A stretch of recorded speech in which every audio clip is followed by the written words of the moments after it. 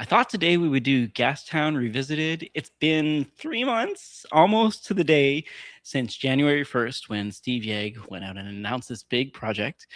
And I wanted to talk about some of the things I've been doing, some of the things I've seen in the community, ways Gastown has evolved, what it looks like currently, and maybe, yeah, just sort of like an overview of how things are going. The first thing I want to do is just a quick overview of what Gastown is for those of you who don't know. So I'll admit, I used Nano Banana for these slides. It should be obvious, but if you find any misspellings, I'm extremely sorry. Now, this is a big diagram. There's a lot going on here. And it's got a bit of that steampunk thing going on left and right here. But the big metaphor here is that Gastown, the entire operation here at the top, is essentially a fictional company that's going to help you deliver software. Now, there's a lead orchestrator, the mayor at the top, and that could be like a project manager or maybe a CEO, depending on your company. Under that, you've got the rigs, which are, we could probably think of them as maybe like Mac Minis or PCs or something like that. Maybe it's a cloud instance, or perhaps it's just a process that's splintered off on your computer itself. But the rigs are what are doing the work. So assume that those are computing machines of some type. Then we've got Polecats. Now, I think somehow throughout Steve's diagramming, these get changed to cats, which I think is pretty funny, but a polecat does sort of look like this. Now, you'll note that Nano Banana took some liberties here, and they do look a little bit more cat-like than polecat-like, but regardless, these are ephemeral workers, and you might think of those as contractors. And maybe more contractors that you would not rehire. So you'd hire them once, get them to do a job, and not rehire them. So they're ephemeral in that they'll do work and then you won't see them again. So it's not like they have memory that you're going to rely on in order to get tasks done.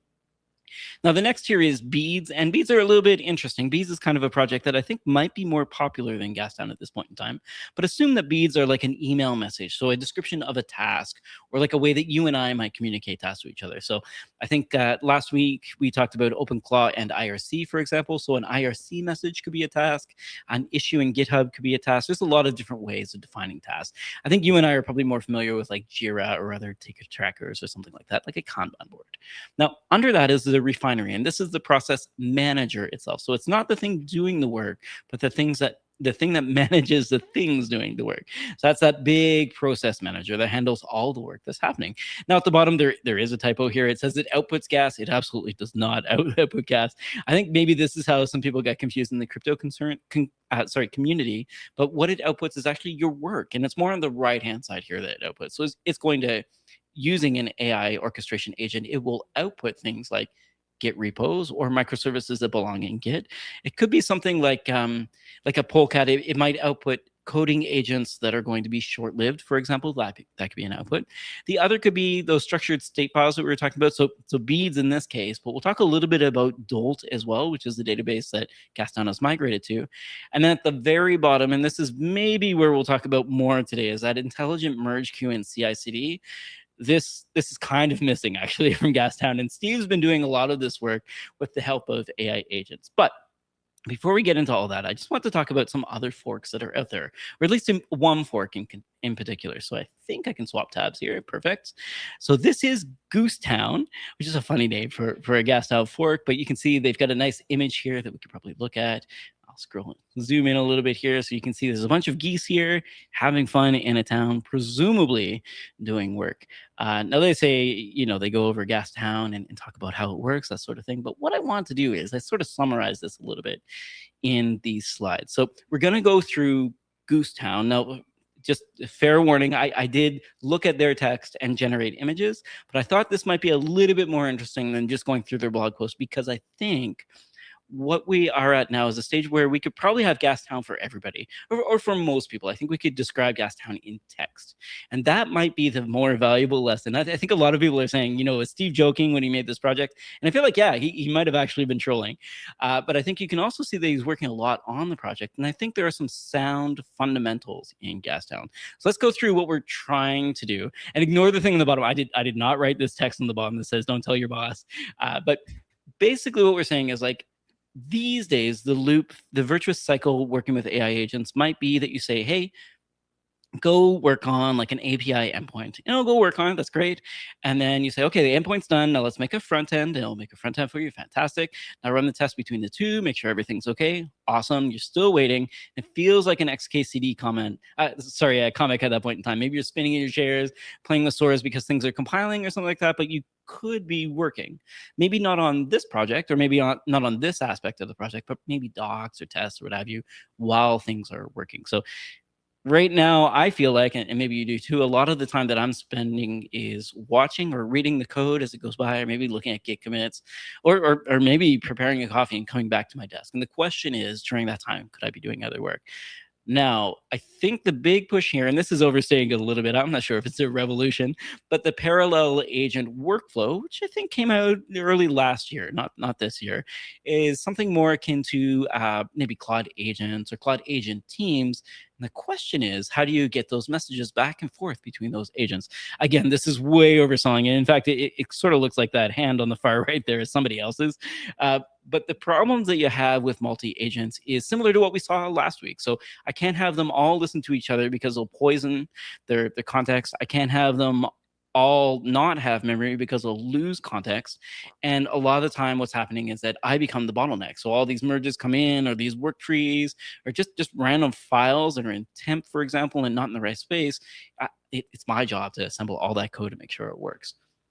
All right, so the next is Worktrees. So for those of you who aren't familiar, Worktrees are a way to use Git in a fashion where you can have multiple people working on the same thing at the same time, especially convenient in something like a mono repo where you do want to work on multiple things, but you may be in different areas of the code base.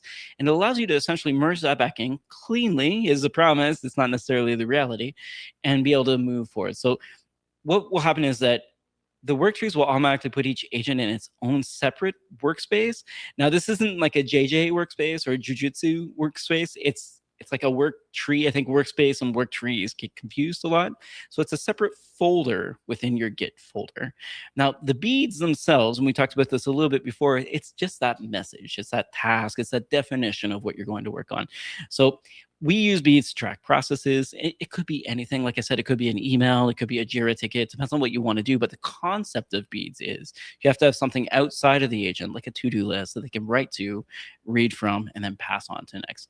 And then lastly, there's communication. So the question is, do you want your agents reporting back to you or reporting to each other? I think at this point in time, we've sort of coalesced on actually having the agents not know what the other agents are doing, because it just pollutes their context and it makes it harder. Okay, sorry, no one wants to see a slideshow. I'm almost done. Now, the last is system agent architecture. So basically, we're talking about these roles, right? You got the mayor that's coordinating, you get the Polecats, those are your workers, they're ephemeral. And then finally, and this might be the most important part, is that observer, that witness, that judge, the nudging that you're doing is actually what's keeping everything working. The question is, can you remove the human from that actual job? Now, something happened to Steve, unfortunately, and I took one of his images and I tried to make it a little bit like more my own, because I felt bad just using his stuff. We'll look at his blog post here in a second. So imagine you've unlocked this factory that's starting to create a lot of software. You're getting 4,000 PRs, like a fantastic success. Awesome. But you've got to look at the entire code base and figure out, hey, like, are these good mergers? Are these good PRs? We don't know. We've got to examine them. Now, full disclosure, I have put one PR into Gastown. I think it was around beads and Dolt before they changed over, just in terms of like the way that you could corrupt them early on. So again, we talked about Goosetown. I wanted to talk a little bit of the way Goosetown can work. So in terms of a visualization, because I thought this might be handy too. And we're going to zoom in a little bit here. Okay, so now they've given different names to all these, but I think this is another nice visualization of how a quote unquote gas town could work. So imagine that your geese here that are walking around are the polecats. I know we're mixing metaphors and terms here, but these are your workers. So they're going back and forth between like a grand archive, so something that would have like a wiki, for example, a steam forge or forge that's making things, a cog factory. And I think for the humans watching this process, it can be handy to actually see what's going on. So when things are moving back and forth. Now, there are ones for Gastown as well, but let's assume that everything's working. All your geese are moving around and putting things into repo. What happens next?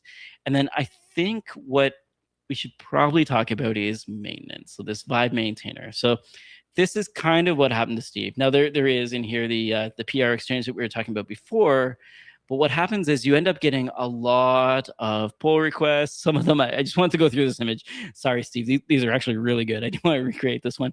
But you can see on the left here, you get something good. So your polecat, again, they're confusing cats and polecats, but whatever. It brings in something that's good. So like an invention, a patent, what have you. Looks awesome. The next one brought back a dead bird. It's cats sometimes do that. They'll bring you back something that's maybe not as useful. The next one may have actually found like a prompt injection while I was out there researching. And I kind of do want to talk about it too much, but that's what happened to me with OpenClaw is that I secured down everything really well. Unfortunately, when they were searching the web probably for OpenClaw, they came across some spam that ended up taking over my tool calls and things like that. It's not the end of the world. I sort of expected that to happen, but this is something that you have to guard against.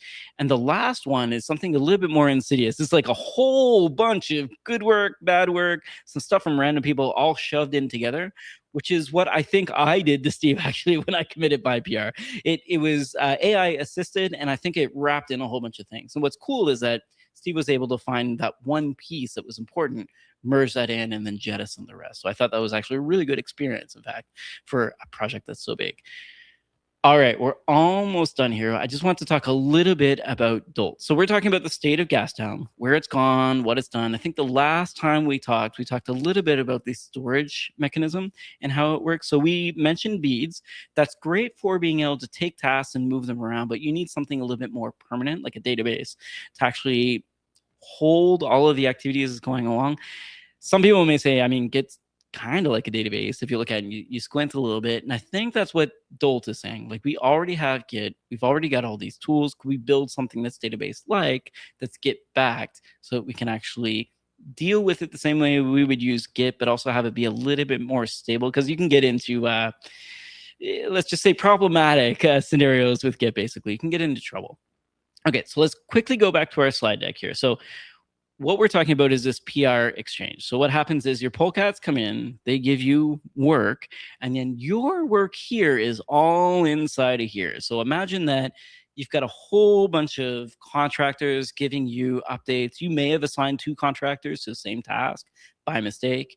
They may have started working on another contractor's work without realizing it, and you're going to get in a whole bunch of PRs. Now, locally, what I ended up doing is using Gitty, and Gitty has a T command, which is pretty handy. That's TEA, and it says like Git is a cup of tea or what have you. Gitty allows me to have each of the agents talk to a store that can do this. Now, what DOLT is trying to do is, instead of bringing like a whole essentially Foundry to your home or using GitHub and polluting it, maybe you could use it locally, essentially. So it's pretty nice. But I just want to go back. Okay, so we talked about where Gastown is, some forks, some stuff that I've been doing, what the roles are, and I just want to talk about the expanded role system. Now, this is not a test. You don't need to read anything. There are some, not typos, but letters that look a little bit similar to others. My apologies. But the main thing is not on the left-hand side. So all the things that Gastown does, that metaphor, but on the right-hand side, what you're actually trying to do. I say this because Gastown, for me, is very much more of a workflow than it is a software system, especially considering when it was written. Like, I don't want to cast shade to like last year's AI, but it feels like last fall was completely different than this March, for example. They've gotten so much better. Opus 4.6, for example, has changed the way that I code or work with these agents, and has actually been quite impressive, especially with a million contexts. So looking at that, if you were to make your own Gastown or your own software factory, what would you need? So you need some sort of workflow engine, and Gastown is sort of that. If you step back, the million-foot view is like, it orchestrates agents. The next is those Git repos. Now, there's a misnomer here. It's not Git repos and or microservices. It's probably both, actually. You need some place for your code and an isolated sandbox to run the code. These have been, it's like a category, or they've been shoved together, but we'll leave that there. The next is those ephemeral coding agents. So figuring out a way that you can vend tasks to agents that will disappear. The next is, and this is maybe where I got really interested, is like, if we're going to start assigning tasks to Polecats and they're going to do work, I want to know where the task came from, what was done, and a log of the entire situation. Like ideally, I could reattach to that session and replay it, which is what Tmux does in Gastown. It's very handy. And then the next here is under here, under structured state files, Git-Backed, YAML, JSON. I sort of feel like this is important, but I don't know if you've been playing around with system prompts, but those are what come to mind to me. Like, how do I make sure my agent is only going to respond in English or only read English content, for example? I think I've had a couple issues with multilingual prompt injection where I realize I can't read it. And as a result, I don't know what's actually going on. And sometimes it can be insidious. The next here is those audit logs, so making sure that we've got the logs of what's going on. And I would kind of marry these with the transient logs. Again, this is Nano Banana. It kind of categorizes things the way it wants. And then again, at the very bottom here, this is the really important stuff. So imagine you've got like 5,000, 40,000, like 100,000, a million PRs coming in.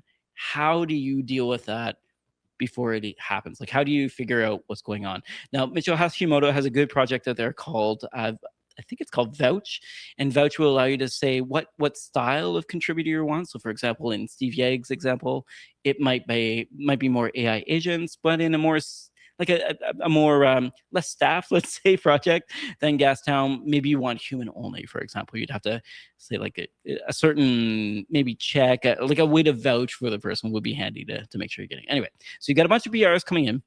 It's really important to be able to deal with them as they come in. You could assign agents to them if you want. But basically, if your goal is to ship nightly software, this is where people are starting to figure it out. So I've been using like CodeRabbit PR bots or Claude Code or Copilot. I'm not sure if I could recommend any of them yet, but that seems to be where we're going, is on the back end. How do we actually start merging this in? Now, my understanding is that Steve uses a coding agent to help him do this as well. It's like a leg up. He says he merges about 85%. I think he might have said 88% of the PRs coming in, which is an impressive feat, in fact. And he said a lot of what he's doing is actually just picking out the pieces he wants and getting rid of the rest. And it may take him a little while to actually look at them, but he is going through them and looking at them. I think we've got one more slide here at the end.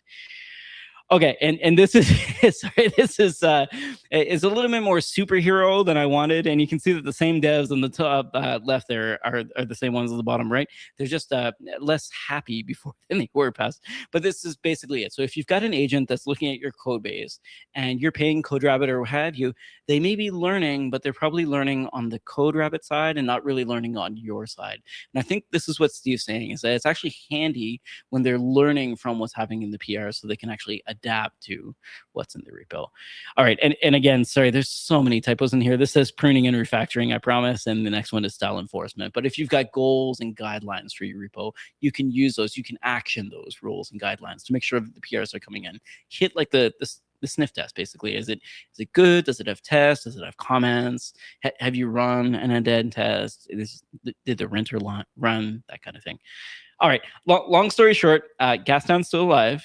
Some people have forked it. I've tried forking it a few times, not so successfully, but it is fun to start to think about agent orchestration.